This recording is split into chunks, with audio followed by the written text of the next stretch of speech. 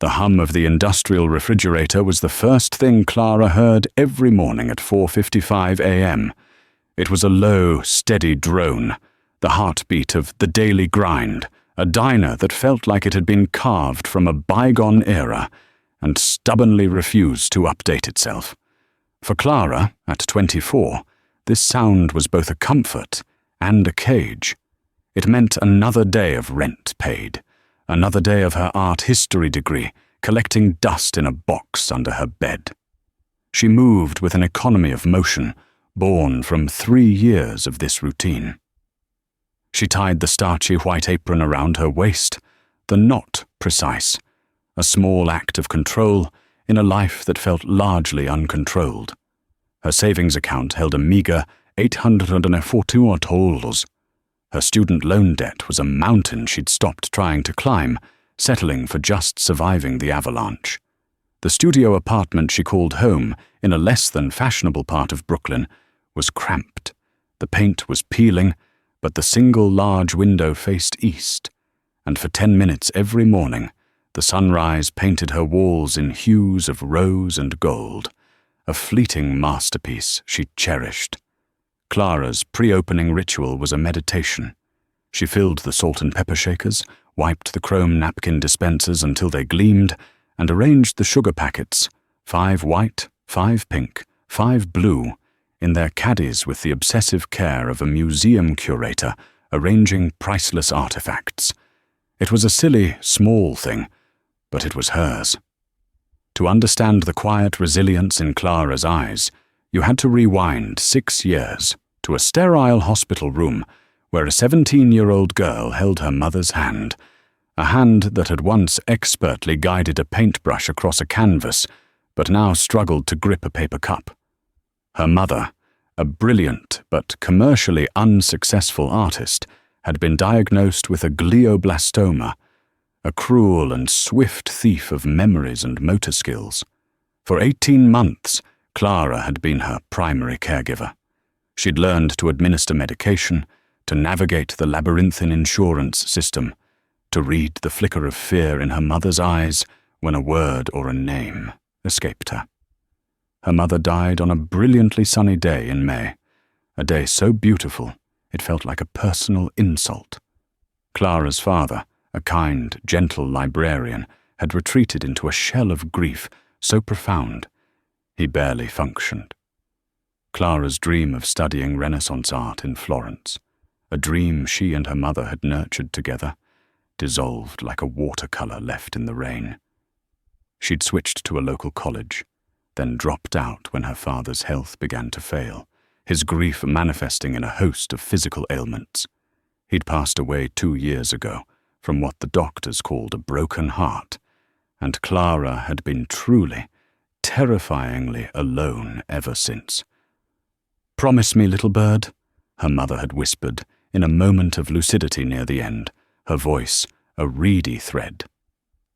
"Don't ever stop seeing the beauty. It's in the cracks. It's where the light gets in."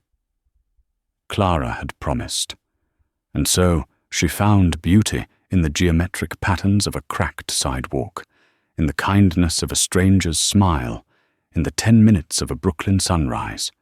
She poured coffee for tired construction workers and harried office assistants, and she tried to honor a promise made in the shadow of death. "You're going to wear a hole in that counter, kid." The voice belonged to Sal, the diner's owner and cook, a man whose gruff exterior hid a heart as soft as the pancakes he flipped. He was 68, with forearms like cured hams and a face mapped with the lines of a long, hard life. "You're here before the sun again. Bad dreams?" Clara offered a weak smile. "Just like the quiet." The dream was always the same. Her mother's studio, the smell of turpentine and oil paint, the final unfinished canvas on the easel, a portrait of Clara she couldn't bear to look at, but couldn't bring herself to throw away. "Well, the quiet's over," Sal grunted, firing up the grill. "The horde is coming." By 8:30 a.m., the diner was a symphony of controlled chaos. Clara moved through it like a dancer, balancing plates, refilling coffees, her mind a complex database of orders and preferences. Table 3 needed extra crispy bacon. Table 5's toast had to be barely browned. Mr. Henderson in the corner booth wanted his coffee black, but only after he'd finished his water. It was 9:12 a.m. when the bell above the door chimed, a sound she'd heard thousands of times.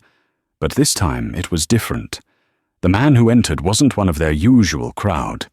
He was tall and broad-shouldered, dressed in a dark grey cashmere sweater that probably cost more than her monthly rent, and tailored trousers that spoke of a world far removed from greasy spoons. His hair was a dark, unruly brown, and his face was a study in harsh angles and stark beauty, marred only by the deep, weary lines around his eyes. They were the colour of a stormy sea, and they held a grief so profound it was almost a physical presence. But it wasn't the man who made Clara's breath catch. It was the child in his arms. A little girl, no older than 3, with a riot of dark curls and eyes the exact same shade of stormy grey as her father's. She was clutching a worn, one-eyed teddy bear, and her face was buried in the man's shoulder, her small body rigid with a tension that seemed too heavy for her frame. The most striking thing about her, however, was the silence. The diner was noisy, but the little girl was an island of absolute, unnerving quiet. "Just 1.5?" the man asked, his voice a low baritone, rough with exhaustion. "Of course," Clara said, her professional smile softening into something genuine. She grabbed a menu and a crayon, a trick she'd learned that often worked with shy children. "The booth by the window is free. It gets the best morning light." He hesitated, his gaze sweeping the room as if assessing threats. It was the look of a man who was used to being watched, used to protecting what was his. Finally, he nodded. "The booth is fine." Clara led them to the corner table, watching as he carefully settled his daughter into the high chair. The little girl didn't look at Clara. She didn't look at anything, her gaze fixed on a point somewhere in the middle distance, her small hand stroking the tattered ear of her teddy bear in a repetitive, self-soothing motion. "Coffee for you?" Clara asked gently, keeping her voice low. "Black, please. And do you have milk? In a cup with a lid and a straw?" "You got it," Clara said, making a note. She looked at the little girl. "And what's your name, sweetheart?" The man answered for her. "Rosie." Clara knelt down slightly, so she was closer to the girl's level. "That's a beautiful name, Rosie. My name is Clara." She held out the red crayon. "Would you like to draw while you wait?" Rosie didn't move. Her eyes didn't even flicker. It was as if Clara wasn't there. "She doesn't," the man started, then stopped.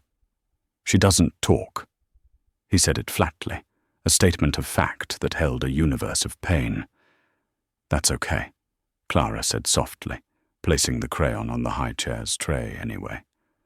"She doesn't have to." She gave the man a small, understanding smile. "I'll get your drinks. Take your time with the menu."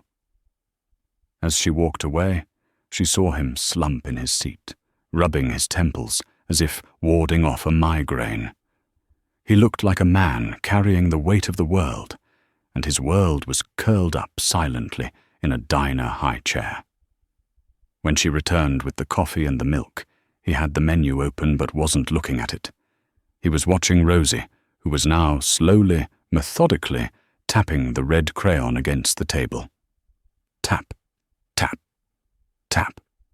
The sound was small, but in the child's bubble of silence, it felt momentous. "Ready to order?" Clara asked. "Pancakes," he said, without looking up.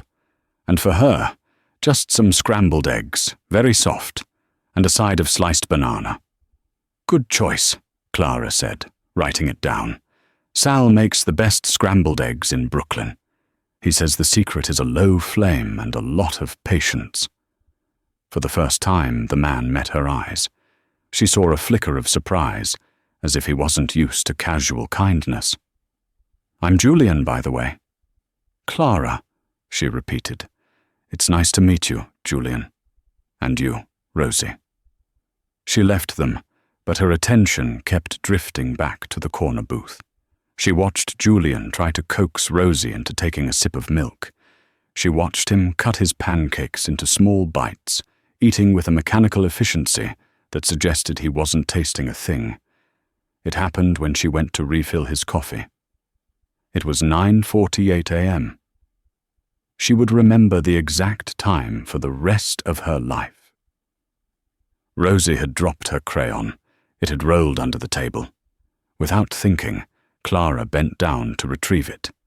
As she straightened up, her face was only a foot or so from Rosie's. The little girl's rhythmic tapping had stopped. For the first time, her stormy grey eyes were focused, and they were focused on Clara. A strange intensity filled them, her small brow furrowed in concentration. Her little hand, which had been stroking the bear, lifted. A single, small finger pointed directly at Clara's face. The diner was a cacophony of clattering forks, murmured conversations, and Sal yelling, "Order up," from the kitchen. But in that corner booth, a profound silence had fallen. Then, a voice. Small, a little rusty from disuse, but clear as a bell. "Mama." The coffee pot in Clara's hand tilted. A splash of hot liquid hit her wrist, but she didn't feel the sting. Time seemed to slow down, to warp around that single, impossible word. Every sound in the diner seemed to fade away, replaced by the frantic pounding of her own heart. Julian had frozen, his fork halfway to his mouth. His face had drained of all colour, leaving a stark, ashen mask. "Mama," Rosie said again, this time with more confidence. Her finger remained pointed at Clara. Her expression wasn't questioning. It was one of pure, simple recognition. The silence that had enveloped their booth suddenly spread through the entire diner. Conversation sputtered and died. Heads turned. Mr. Henderson looked up from his newspaper. Sal poked his head out of the kitchen window, a spatula in his hand. Everyone was staring. "Rosie," Julian whispered, his voice cracking. "No, baby, that's not Mama." But Rosie wasn't listening to him. Her eyes, filled with a heart-breaking, desperate hope, were locked on Clara. She reached out her small arms, her little body straining against the high chair's straps. "Mama! Mama, up!" "I am so sorry," Julian stammered, scrambling for his wallet. His hands were shaking so badly he dropped a credit card on the floor. He looked trapped, horrified, a deer in the headlights of 100 curious eyes. "I don't know why. She's never—" It's the first thing she said in 18 months. The confession hung in the air, thick with shock and grief. Her first word. He threw a crumpled $50 bill on the table. "We have to go. I'm sorry. I'm so sorry." Wait. The word escaped Clara's lips, quiet but firm. Julian paused, his daughter already half out of the high chair. Rosie was beginning to cry now, a thin, panicked wail. "Mama! Mama!" Clara took a step closer, ignoring the stares, ignoring the burning on her wrist. She focused only on the man's shattered expression and the child's desperate cries. "It's okay," she said softly, her voice a calming balm in the tense air. "You don't have to be sorry." "But she sees a woman being kind to her," Clara said, pulling on some forgotten knowledge from a child psychology class she'd taken years ago. "She feels safe. Her brain is making a connection, a powerful one. It's not about me. It's about her feeling ready to connect again. It's a good thing, Julian. It's a breakthrough." She was improvising, speaking from a place of pure instinct, a deep, resonant empathy for the pain she saw in his eyes, a pain she knew so well. He stared at her, his panic slowly receding, replaced by a dawning bewilderment. "A breakthrough?" "She spoke," Clara said simply. "After 18 months of silence, your daughter spoke. That's not something to run away from. That's a miracle." Rosie's cries had subsided into small, hiccuping sobs. She was still reaching for Clara. "May I?" Clara asked, her gaze soft. Julian hesitated for a fraction of a second, then gave a jerky nod. Clara reached out and gently took Rosie's small hand. The girl's fingers curled around her thumb, a surprisingly strong grip. "Hello there, Rosie," Clara murmured, her voice dropping into an intimate whisper, meant only for the child. "You have a very pretty voice. It was so nice to hear it. Your daddy is so proud of you." Rosie stared at her grey eyes wide and searching. A tiny watery smile touched her lips. "Mama," she whispered one more time, not as a demand, but as a statement, a fact. And Clara, whose own mother was a ghost that haunted her dreams, whose heart was a fortress built to keep out any more loss, felt a crack appear in the wall. "Your bill was $16.50, she said, her voice a little thick. "The 50 is way too much." Julian shook his head, his composure slowly returning. "Keep it, please, for the breakthrough." He looked from his daughter's hand in hers, back to her face. "Will you be working tomorrow?" The question was unexpected. "I'm here every day except Sunday." "We'll be back," he said, and it sounded less like a statement and more like a solemn vow. "Around the same time, if that's all right." Clara looked down at the tiny fingers still clinging to hers, at the little girl who had chosen her, for some unknowable reason, to be the recipient of her first, miraculous word. "Yes," she said, her own smile finally returning. "That's more than all right." She couldn't have known it then, as she watched them leave, the entire diner still buzzing with whispers. She couldn't have known that this moment, this single word uttered in a humble Brooklyn diner, was not an ending, but the explosive, life-altering beginning of a story she never thought she'd be a part of. True to his word, Julian and Rosie returned the next day, and the day after that. They became a quiet fixture in the corner booth, their arrival at 9:15 a.m., as predictable as the sunrise. Rosie remained mostly silent, but it was a different kind of silence now. It was watchful, observant. She would follow Clara's every move with her intense grey eyes, and every so often, when Clara brought their food or refilled Julian's coffee, Rosie would whisper her one word, "Mama." Clara learned the landscape of their small world. She learned that Julian took his coffee with one sugar, that Rosie would eat bananas but not strawberries, and that the one-eyed teddy bear was named Barnaby. In return, Julian learned very little about her. He was a master of deflecting personal questions, turning every inquiry back on her with a practiced, polite efficiency. He spoke of his work in vague terms, global investments, asset management, and never once mentioned Rosie's mother. The topic was a locked room, and Clara didn't dare jiggle the handle. One rainy Thursday, about 2 weeks in, the diner was nearly empty. Julian was staring out the window, a deep melancholy etched on his face. "You're good with her," he said suddenly, his voice quiet. "Patient." "I like kids," Clara replied, wiping down the adjacent table. "I used to think I'd have a whole house full of them someday." "What changed?" The question was direct, uncharacteristic. Clara paused, the rag still in her hand. "Life," she said with a small shrug. "My mum got sick when I was in high school. Then my dad. Plans change." A look of profound understanding passed over Julian's face. "I'm sorry." "Me too," she said softly. The admission felt heavy, real. "What about you? Your parents?" His jaw tightened. "My father died years ago. My mother lives in Palm Beach. We're not close." He looked down at his daughter, who was carefully arranging banana slices around Barnaby the bear. "Rosie's other grandparents, Amelia's parents, they live here in the city." Amelia. The name landed softly between them. It was the first time he'd said it. "They're wonderful people," he continued, his voice strained. "But they see Amelia every time they look at Rosie. They think I'm not doing enough, that I should have a team of nannies, that Rosie should be in specialized therapy groups 24/7. He let out a harsh breath. "They mean well, but sometimes their help feels like a judgment.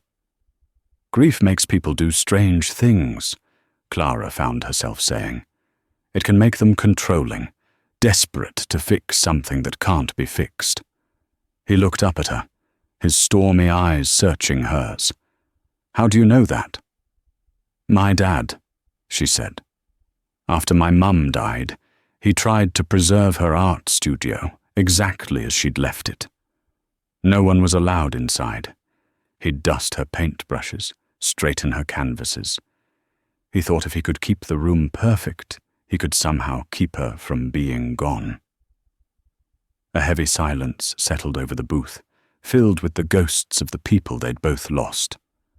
"Why her?" Julian asked, his voice barely a whisper. "Why you? Why that word?" "Maybe," Clara said, choosing her words carefully. She just needed a safe harbor. Someone outside of her grief, someone who didn't look at her and see a tragedy. Just a little girl who dropped her crayon. Something shifted in his expression, a wall crumbling. "I had a background check done on you." The confession was so blunt, so unexpected, that Clara took a step back. "You what?" He had the grace to look ashamed. "The day after she spoke. I'm Julian Croft. My company is Croft Holdings. My net worth is a matter of public record. People try to get close for the wrong reasons. I had to know you weren't—" "A gold digger?" she finished for him, a cold knot forming in her stomach. "You thought I was trying to scam you in a greasy spoon diner." "I didn't know what to think," he admitted, his gaze unflinching. "I just knew my daughter, who had been locked in silence since she watched her mother die, spoke to you. I had to understand why.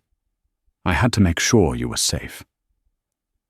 The report came back, and it made me feel worse. It detailed your mother's illness, your father's death, your student loans, the fact you've been working here for 3 years without a single complaint. It painted a picture of a woman who has had every reason to become hard and bitter, but somehow hasn't. Clara sank into the booth opposite him, her anger draining away, replaced by a weary sadness. "So you know everything. You've read the footnotes of my boring, sad life." "I read the story of a survivor," he corrected gently, "and it made me realize I've been hiding. I've been so focused on protecting Rosie from the world that I've built a cage around both of us." He reached across the table, his hand hovering just above hers. "I'm sorry, Clara. It was an invasion of your privacy, and it was wrong." She looked at his hand, then at his face. He looked raw, vulnerable, stripped of the polished armor he usually wore. "Okay," she said quietly. Apology accepted. "Would you?" he began, then hesitated. "I know this is unprofessional, but would you be willing to have dinner with me? Somewhere that doesn't require an apron. I'd like to get to know the person behind the file." She should have said no. He was from a world of unimaginable wealth and privilege. He had in-laws who sounded like a nightmare.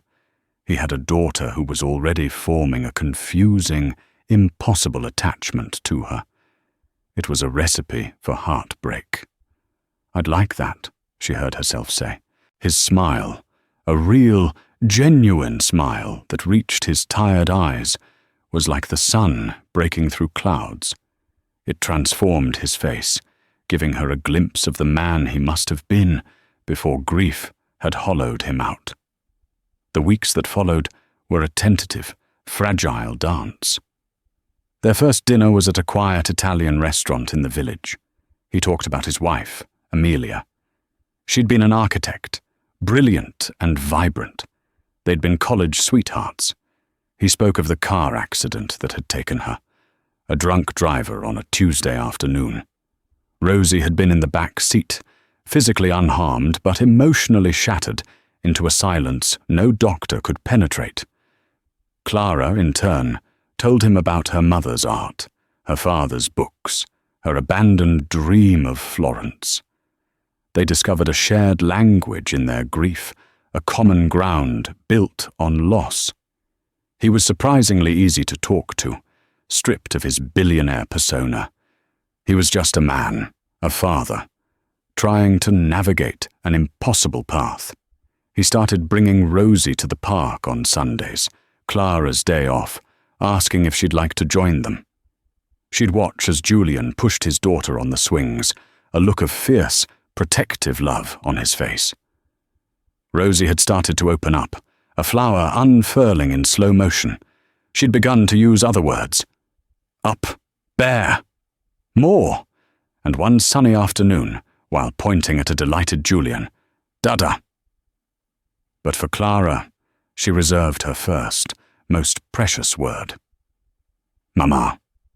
Clara knew she was falling for him, for both of them. She was stepping into a story that wasn't hers, filling a role she had no right to.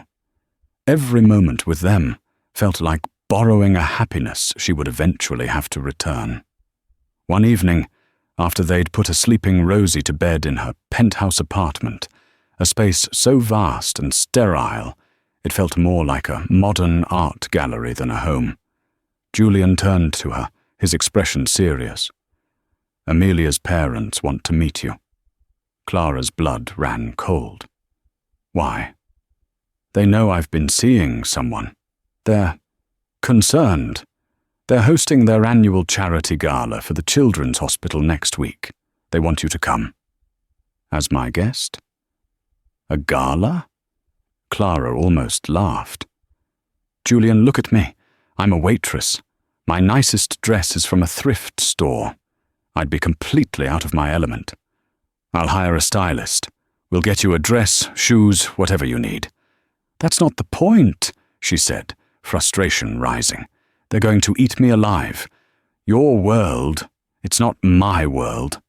Let me make it your world, he said, taking her hands. His grip was firm, desperate. Clara, what we have, it's real. I'm falling in love with you. I think I have been since the day you told me my daughter's first word was a miracle instead of a disaster. The word stole her breath. Love. It was the one thing she'd walled her heart off from, the one vulnerability she couldn't afford. Please, he said, just one night. Let me show them who you really are. Let me show you that you belong by my side. Against her better judgment, against every self-preservation instinct she possessed, she agreed. The night of the gala arrived like a looming execution. A stylist Julian had hired had transformed her. She was wearing a deep sapphire gown that shimmered under the light, her hair swept up in an elegant chignon, and diamonds, borrowed, she was assured, sparkled at her ears and throat. Staring at her reflection, she saw a beautiful stranger, a woman playing dress-up. The imposter syndrome was so overwhelming it was almost nauseating. The ballroom of the Pierre Hotel was a dizzying spectacle of wealth and power.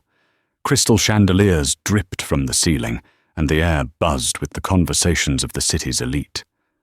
Julian's hand was a warm, steady presence on the small of her back, but she still felt like a moth drawn to a flame, about to be incinerated. Julian, darling. A woman glided toward them, radiating an aura of old money and icy authority. She was in her late 60s, rail-thin, with perfectly coiffed silver hair and a smile that didn't reach her cold blue eyes. "Mother Vanderbilt," Julian said, his voice tightening almost imperceptibly. "This is Clara Murphy. Clara, this is Amelia's mother, Eleanor Vanderbilt." "So you're the waitress," Eleanor said, her eyes raking over Clara in a blatant, dismissive appraisal. The word waitress was coated in venom. "Julian, I must say, I thought your phase of slumming it at diners was for Rosie's benefit. I didn't realize you were bringing home souvenirs." "Eleanor," a deep voice reprimanded gently. A distinguished-looking man with kind eyes and a weary expression appeared at his wife's side. "Richard Vanderbilt," he said, extending a hand to Clara. "It's a pleasure to meet you. Any friend of Julian's is a friend of ours." "Don't be ridiculous, Richard," Eleanor snapped. "She's not a friend. She's a dalliance, a temporary distraction from his grief." She turned her full, frigid attention back to Clara. "Let me be clear, Miss Murphy. You may have my son-in-law fooled with your wide-eyed, working-class charm, but you do not fool me. You are a predator, preying on a vulnerable man and a traumatized child. You are a placeholder, and you will be discarded as soon as he comes to his senses." Clara felt the blood drain from her face. Every insecurity, every fear she'd harbored was being laid bare and trampled on by this woman. Julian stepped forward, his face a thunderous mask of rage. "That is enough, Eleanor." "Is it?" Eleanor's voice rose, attracting the attention of those nearby. "Is it enough that you're allowing this nobody to play mother to my Amelia's child, the child who barely survived the accident that killed her? Does she even know the details, Julian? Or have you sanitized the story for her, just as you're trying to sanitize our daughter's memory?" The room was beginning to spin. Clara felt dozens of eyes on her, whispering, judging. She wanted to run, to disappear, to be back in the familiar, safe confines of the diner. But then she thought of Rosie. She thought of the little girl's silent, lonely world, and the flicker of light she'd seen in her eyes. She thought of Julian's confession of love, and the fragile hope he'd placed in her. And she thought of her mother's last words. "Don't ever stop seeing the beauty. It's in the cracks." This moment was a crack, a deep, ugly fissure in her new reality, and she had a choice. She could let it break her, or she could find the light. She took a deep breath, straightened her shoulders, and met Eleanor Vanderbilt's icy gaze without flinching. "You're right, Mrs. Vanderbilt," Clara said, her voice quiet but carrying in the sudden lull. "I am a waitress. I work 60 hours a week on my feet. I clean up spilled coffee and scrape gum from under tables, and I am not ashamed of that. It is honest work." She took a step closer, her voice gaining strength. "And you are also right that I am not Amelia. I could never be. I never met your daughter, but I know she must have been extraordinary to have inspired such fierce love. I am not trying to replace her. I am trying to help the two people she left behind, who are drowning in their grief." A hush had fallen over their corner of the ballroom. "You see me as a threat," Clara continued, her eyes boring into Eleanor's. "But what you should see is the person who was there when your granddaughter spoke for the first time in 18 months. The word she said was, 'Mama.' Not because I am her mother, but because for the first time since she lost her own, she felt safe enough to speak. Your obsession with preserving a memory is blinding you to the needs of the living, breathing child right in front of you." Eleanor's face was a mask of stunned fury. She opened her mouth to retaliate, but Richard Vanderbilt placed a restraining hand on her arm. His expression was one of shock, but also of dawning, undeniable respect. But Clara wasn't finished. A strange, incandescent calm had settled over her, the clarity of a person with nothing left to lose. Her gaze shifted from Eleanor's frozen mask of fury to the large, ornate painting that hung on the wall behind her, the centerpiece of the charity auction. It was a seascape attributed to the 19th century master, Ivan Ivazovsky. All night, people had been admiring it. Eleanor had boasted about securing it for the auction.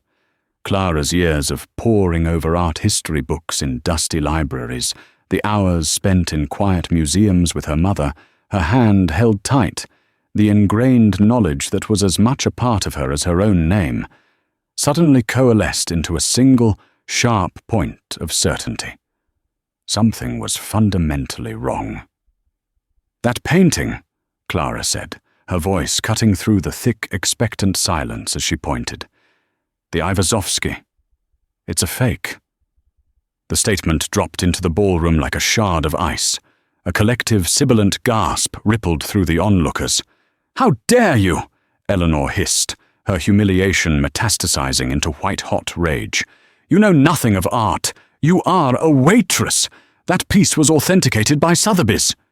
"Then Sotheby's made a mistake," Clara said calmly, her feet carrying her forward, as if of their own accord. She felt Julian's presence behind her, a silent, solid wall of support. All eyes in the room, hundreds of them, followed her. Ivazovsky was a master of light, a luminist. His obsession was the way light diffuses through water, through sea spray, through storm clouds. "See here?" She gestured to a cresting wave in the foreground, her voice now taking on the confident, didactic tone of a museum docent. "The light is too direct, the reflection on the water's surface too solid, too opaque. It lacks his signature, almost divine, translucent quality. His brushwork on sea foam was always delicate, layers upon layers of thin glaze to create an ethereal effect. This is heavy-handed. It's impasto, applied thickly. It's clumsy." She leaned closer, her eyes scanning the canvas with an expert's forensic precision, the opulent frame and the hushed crowd fading into insignificance. All that existed was the canvas and the truth. "And the signature. The Cyrillic A is slightly off. It's a common forger's mistake. They replicate the form, but they can't replicate the muscle memory, the pressure, the flow of a lifetime of signing one's name. His signature was fluid, a single, confident stroke. This one is hesitant, constructed." She turned back to the stunned assembly, her gaze finally landing on Julian. His mouth was slightly agape, a look of profound, unadulterated awe on his face. She wasn't the woman he was protecting anymore. She was a force he was witnessing. She faced the room, her voice clear and unwavering. "It's a very, very good forgery. A brilliant piece of technical skill, perhaps from the school of his followers. But it's a forgery nonetheless. Whoever authenticated it was either breathtakingly incompetent or deeply complicit." Silence. Absolute, pin-drop, cavernous silence. Richard Vanderbilt was looking from the painting to Clara, a slow, thoughtful frown creasing his brow. He was a collector.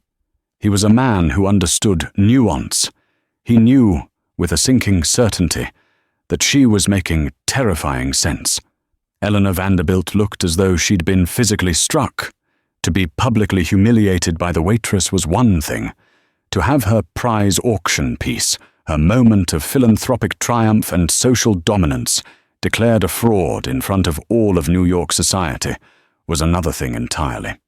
The carefully constructed, gilded facade of her perfect world had been shattered, and it had been shattered by the one person she considered to be less than the dirt on her custom-made shoes. The ride back to the penthouse was a study in suspended reality. The city lights blurred past the windows of the town car, a river of gold and white. But inside, the silence was thick with the adrenaline of the evening. Clara sat staring at her hands, which were now trembling in her lap, the borrowed diamonds on her wrist feeling like shackles. Julian didn't speak. He simply reached over and took her hand, his thumb stroking gentle circles over her knuckles.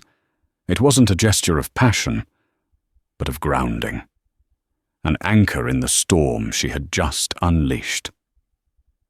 When they stepped into the vast, silent apartment, Clara finally let out a shuddering breath she felt she'd been holding for hours. "I'm so sorry," she whispered, the sound swallowed by the cavernous space. "I don't know what came over me. I ruined everything. She'll never forgive you. She'll never forgive us." Julian turned her to face him, his hands gentle on her shoulders. His stormy eyes were soft, filled with a light she had never seen there before. "Clara," he said, his voice a low, reverent murmur. "Tonight I didn't see a waitress. I didn't see the woman who serves my daughter pancakes. I saw you, the real you, the brilliant, fierce, passionate woman who has been hiding in plain sight. You didn't ruin anything. You spoke the truth in a room full of people who have forgotten what that sounds like. You were magnificent." He leaned in and kissed her, not with the desperate hunger of their recent passion, but with a deep, soulful tenderness that felt more intimate than anything they had shared. It was a kiss of reverence, of discovery. In that moment, Clara felt the last vestiges of her imposter syndrome crumble away. The sapphire gown didn't feel like a costume anymore. It felt like her skin. Their peace was a fragile bubble, and it burst 2 weeks later. A courier delivered a thick manila envelope, its official seals stark against the white marble of Julian's kitchen island. They were legal documents, a petition filed by Eleanor and Richard Vanderbilt for the full custody of their granddaughter, Rosemary Amelia Croft. The allegations were a masterclass in character assassination. Julian was painted as an unstable guardian, paralyzed by grief, who was recklessly exposing his traumatized child to an inappropriate and opportunistic new partner. Clara Murphy was the centerpiece of their attack. They had twisted the beautiful, fragile narrative of her life into a weapon. Her abandoned education was proof of her unreliability. Her job was menial, evidence of her low character. Her family's lack of social standing and wealth was presented as a motive for her calculated infiltration of the Croft family. They had even dredged up her father's quiet, grief-stricken final years and reframed them as a history of familial instability. "She can't win," Julian seethed, pacing the vast living room like a caged lion, the papers clutched in his fist. "There's no legal basis. It's slander." Clara sat on the plush white sofa, feeling a cold, suffocating blanket of dread settle over her. "Julian, she doesn't need to win," she said, her voice hollow. "She just needs to fight. She wants to drag you and Rosie through a brutal, public court battle. She wants to put Rosie on a stand, to have psychologists question her. She wants to hurt you, to punish you for moving on. And she's using me as the weapon to do it." The weeks that followed were a descent into a grey, sterile hell. The penthouse, once a place of budding hope, became a war room. The air grew thick with the scent of expensive paper and the low murmur of lawyers on conference calls. The easy laughter and gentle touches between Julian and Clara were replaced by tense discussions of legal strategy and sleepless, silent nights spent staring at the ceiling. Clara felt herself becoming a ghost. She was the subject of every conversation, the central problem to be solved, yet she felt invisible. The Vanderbilt's legal team was formidable, and their strategy was clear, to prove that Clara's very presence was a detriment to Rosie. Every moment they had shared, every small breakthrough, was being twisted into something sinister. The strain began to erode the man she was falling in love with. Julian grew distant, his focus narrowing to a single point: protecting his daughter. The soft vulnerability in his eyes was replaced by a hard, hunted look. He was a father protecting his cub, and in his primal fear, he was forgetting the world outside the den. The breaking point came on a Tuesday night, a month into the legal siege. Clara found Julian in Rosie's room, long after the little girl had fallen asleep in her crib, the one-eyed bear Barnaby tucked under her arm. The only light came from the soft glow of a moon-shaped nightlight, casting long shadows on the walls.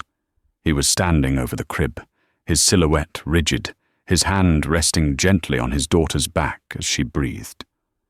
"I can't lose her, Clara," he whispered, his back to her, his voice raw with a pain that was terrifying in its depth. "She's all I have left of Amelia. She's all I have." The words, though not intended to be cruel, were a physical blow. All I have. In his terror, in the vortex of his grief and fear, she had ceased to exist. She was not a partner in his struggle. She was the cause of it, the complication, the liability. In that moment, she understood with a devastating, soul-crushing clarity what she had to do. To love someone, truly love them, was to want their peace more than your own presence. "I should go," she said, her voice so soft it was barely a sound. He turned, his face a mask of exhaustion in the dim light. "What? Don't be ridiculous. We're in this together." But his words were automatic, a hollow echo of a promise made in a different lifetime. He was a father first, and his all-consuming fear for his child was eclipsing everything, including her. Clara saw the only path forward, a narrow, painful trail that led away from him. She didn't argue. She simply nodded, went to the guest room she had been using, and lay down, fully clothed, on top of the perfectly made bed. She waited until his breathing evened out in the master suite down the hall. Then she slipped out. She didn't pack. She took nothing with her but the clothes on her back and the ache in her chest. She took the subway back to Brooklyn, the rattling of the train a funereal drumbeat. Her studio apartment felt both alien and achingly familiar. It was a time capsule of a life she had lived only 2 months ago, a life of quiet survival. She sat at her small, wobbly kitchen table and wrote him a letter, the ink blurring several times from the tears she couldn't stop. She told him she loved him, that he had woken up a part of her she thought was long dead. She told him she loved Rosie with a fierceness that scared her, but she explained that their happiness and security, their peace, was more important than her own heart. She was stepping away, she wrote, not because his fear had pushed her out, but because her love for him demanded it. She was removing the weapon from Eleanor's hand. She mailed the letter from a blue box on the corner, a final, irrevocable act. Then she went inside, took the sapphire gown from its garment bag, and buried it in the back of her closet, a mocking, shimmering ghost of a world she had only briefly visited. The silence that followed was a physical presence, a weight on her chest that made it difficult to breathe. She threw herself into the diner with a frantic, desperate energy. She took extra shifts, arriving before dawn and leaving long after dark. She scrubbed floors until her hands were raw, polished the chrome napkin dispensers until they gleamed, anything to create a physical pain that could distract from the howling emptiness inside her. Sal watched her with sad, knowing eyes, keeping her coffee cup full and never asking the questions she couldn't answer. 1 week passed. Then 2. Every time the diner bell chimed, her heart would perform a painful, hopeful leap, only to crash against her ribs in disappointment. He didn't come. He didn't call. He didn't write. She told herself she had done the right thing. He had accepted her sacrifice. He was focusing on his daughter. The pain was the price of his freedom. It was a noble, beautiful, unbearable agony. On the 3rd Saturday, her day off, the loneliness became too much to bear. She went to the small, climate-controlled storage unit where she kept the remnants of her parents' lives. She found the crate she was looking for, pried it open, and carefully unwrapped the large canvas inside. It was her mother's last painting, the unfinished portrait of her.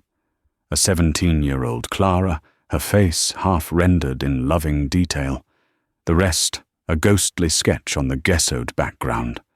Her mother had been trying to capture the light in her eyes. Clara had never been able to look at it before. It was a monument to all she had lost. But now, sitting on the cold concrete floor of the storage unit, she saw it differently. It wasn't an ending. It was a beginning. It was a testament to a love that had tried, against all odds, to create beauty. Her mother hadn't finished, but she had started. She had fought. "Don't ever stop seeing the beauty," her mother's voice echoed in her memory. "It's in the cracks." Clara had been trying to survive the cracks, but she hadn't been looking for the beauty. She had been hiding from it. She had run from Julian and Rosie, convincing herself it was for their sake, when perhaps it was also because she was terrified of the scale of that beauty, of the pain of losing it again. On a dreary Wednesday morning, 24 days after she had mailed the letter, Clara was wiping down the counter before the morning rush. The hum of the refrigerator was a familiar, lonely drone. The bell above the door rang. She didn't look up. She couldn't bear the hope, the inevitable fall. "I'll have the pancakes," a deep voice said, a voice that vibrated through the worn linoleum floor and straight into her bones. "And my daughter will have the soft scrambled eggs with a side of sliced banana." Clara froze, the damp rag clutched in her hand. The voice continued, closer now, softer. "And we'll both have a lifetime supply of whatever the woman we love is drinking, because our home is miserably quiet without her, and we're not taking no for an answer." She looked up slowly. Julian was standing there, leaning against the counter. He looked tired. There were dark circles under his eyes, but the hunted expression was gone. He just looked. Resolute. And beside him, holding his hand, was Rosie. The little girl's stormy grey eyes lit up when she saw Clara. She let go of her father's hand and ran, her small sneakers squeaking on the floor. She crashed into Clara's legs and hugged them with all her might. "Mama," Rosie said, her voice clear and strong, her face pressed into Clara's apron. "Mama home." A sob escaped Clara's lips. Tears streamed down her face as she knelt and wrapped the little girl in a desperate hug, burying her face in her dark, curly hair that smelled of baby shampoo and the crisp morning air. "Hi, baby," she cried, her voice breaking. "I'm here." Julian knelt beside them, his hand finding hers, his fingers lacing through hers. His own eyes were wet. "I am so sorry," he said, his voice thick with an emotion that humbled her. "I was a fool, a coward. I let my fear dictate my life. I received your letter, and for a day I felt relief, the relief of a coward choosing the easy path. And then the hell began. The penthouse wasn't a home without you. It was just an expensive, empty box. Rosie." She stopped talking again. She would just sit in her room, holding Barnaby, and watch the door. He squeezed her hand, his gaze intense. "That's when I knew. Protecting her wasn't about hiding her from the world or from new attachments. It was about fighting for the people who made her world bright. It was about fighting for you. The lawsuit, Clara whispered, her voice hoarse. It's over, he said. I didn't just call them. I went to their home. I took Rosie with me. I told them the fight was done. I told them you were my future, my partner, and the best thing to happen to their granddaughter since the day she was born. I told them that if they couldn't accept you, they would be losing Rosie too. Not as a threat, but as a fact. Because I will never again choose a life that doesn't have you in it. He took a deep breath. It was Richard. He finally stood up to her. He told her he hadn't seen me or Rosie truly happy since before the accident. He told her you weren't destroying Amelia's memory. You were helping us build a new one. He said that a woman who could spot a forgery with her heart and stand up to a room of bullies with her soul had more character than anyone he'd ever met. He reached into his pocket, but he didn't pull out a ring. He pulled out a single, old-fashioned key. A key to her own apartment. I also had a background check done on myself, he said, with a wry, self-deprecating smile. It turns out I'm a man who has been living in a mausoleum. I sold the penthouse. I bought a brownstone, a few blocks from here. One with a garden and a top-floor studio with a skylight for an artist I know. It needs a lot of work. It's full of cracks. Tears were mixing with laughter on Clara's face. She looked from the key to his earnest, loving face, to the little girl still clinging to her, as if she were the only solid thing in the world. Her mother had told her to find the beauty in the cracks. For years she thought that meant simply surviving them, patching them over, making do. But now, kneeling on the worn linoleum floor of a Brooklyn diner, surrounded by the family she had chosen and who had chosen her back, she realized the profound truth. The cracks weren't flaws to be endured. They weren't where the light simply got in. They were the spaces where you planted the seeds, where you let in the rain and the sun, where a new life, more resilient, more honest, and more breathtakingly beautiful than she had ever imagined, could finally begin to grow.